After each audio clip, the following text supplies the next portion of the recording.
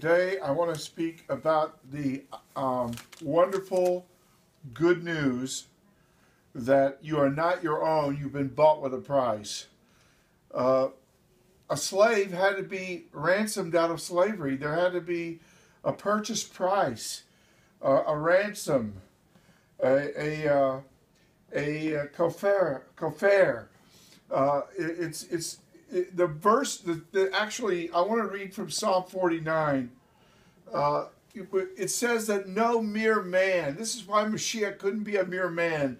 This is why at 770 Eastern Parkway they'll never have redemption with their Moshiach, because you see, we're talking about the Zun von der Eibishter. We're talking about the Bar Enosh who comes on the clouds of glory. We're talking about the one who can redeem us, because he's not a mere mortal. It says that a mere man, and I'm going to quote here, cannot by any means redeem man, nor give to Elohim a kofar for him. That means a ransom. It says, for the pidyon, the ransom of their nefesh is costly and is forever beyond their power to pay, that he should live on lanetzach and not see shahat, or corruption, or the pit. You remember you have that word in Psalm 16:10. So we're talking about corruptible things cannot purchase our redemption. Man cannot effect redemption. Psalm 49 verse 7. Moshiach is the Geulah Leolam. He's our redemption. 1 Corinthians chapter 1 verse 30. And you see, if you think you're a true Hasid, then you got to remember that the true Hasidim are those that cut my brit, my covenant by sacrifice, it says in Psalm 50. You see, the blood of Moshiach affects the Brit Hadashah, and he also is the ransom, the pedut, the pidyon, the geulah, the kofar. And I want to talk about this for a minute, because you remember the firstborn. You know, my older brother, he was the firstborn in our family. And the firstborn has certain responsibilities, right? Well, the firstborn was supposed to be the Kohen for the whole household. And that didn't work out with when they worshiped the golden calf. That they had to say, wait, we're going to get the Levites to do this. We can't. Not many of you should be teachers, friend. The teacher will be more strictly judged. And when Moshiach came in Luke chapter 2 to the temple, to the Beis HaMikdash, there was a pidyon haben. And then right after that, the mother had to be cleansed, purified, because of the firstborn child. She was there in the temple about 10 more days, I believe. So what is going on here?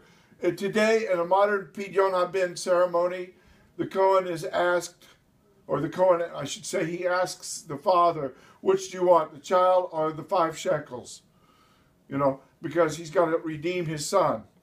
He's got to give the 5 shekels to the Kohen.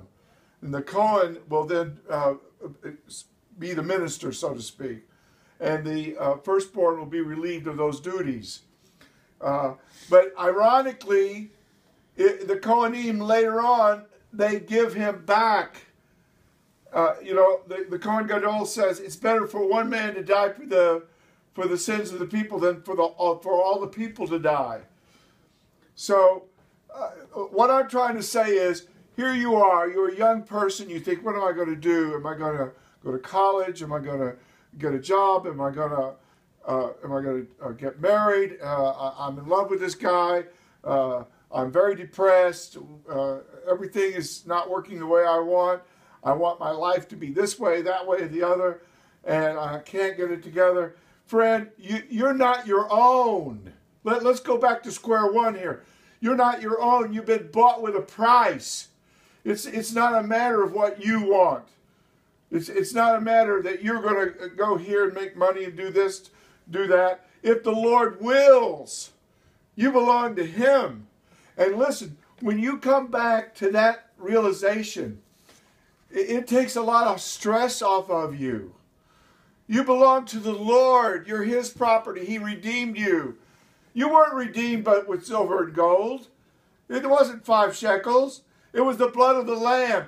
Friend, let me tell you something. To get those slaves out of Egypt, the firstborn had to die when the 10th Makkah, the plague came. But also, don't forget this, the lamb had to be led to the slaughter. Moshiach ben David died on Pesach. We're only a few weeks from Pesach. Some of you still, you don't understand. You're not your own. You've been bought with a price.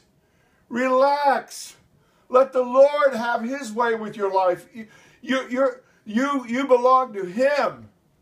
Listen, I'm not going to go into some rich man's property and take his expensive car, his Rolls Royce, and ask myself, now what am I going to do with this car? Am I going to drive here? Am I going to drive there? What am I going to do? No, I can't do that. It's not my property.